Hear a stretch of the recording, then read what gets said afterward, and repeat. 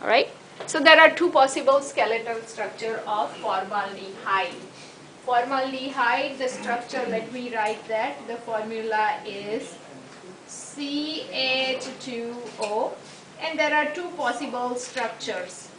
Now we need to find out which one is stable. So for that we need to calculate on each atom their formal charges,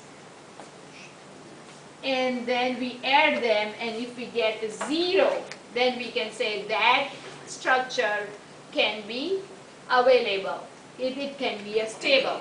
So when you calculate formal charge on, let's talk about the carbon, this carbon.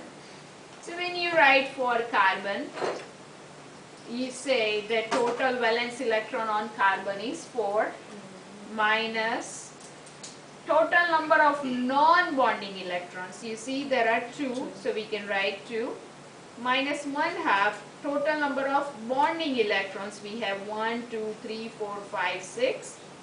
When you do that, that carbon has -1. When you calculate for oxygen, you have total valence electron is 6 minus non-bonding electrons are 2 minus 1/2 6, that's the bonding electrons, and you get plus 1.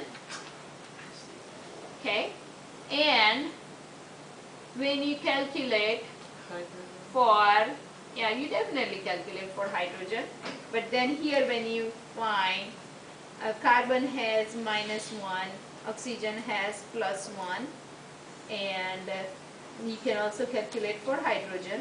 But now let's work on this structure. We can find out for this carbon and this oxygen first. So when we calculate formal charge on this carbon, you have total valence electron 4, non-bonding electrons are 0, and 1/2 bonding electrons are 8. So it's going to be the 0. Oxygen, 6 valence electron, non-bonding electrons are 4, minus 1/2 bonded electrons are 4. So total charge on 0. Okay. So now when you look at that, the formal charge in here, it's a 0, 0. You guys need to calculate for hydrogen. When you do that, you say this sounds like more stable because at the formal charge it's going to be the 0 on that molecule, right? On that each elements in that compound, the formal charge is going to be the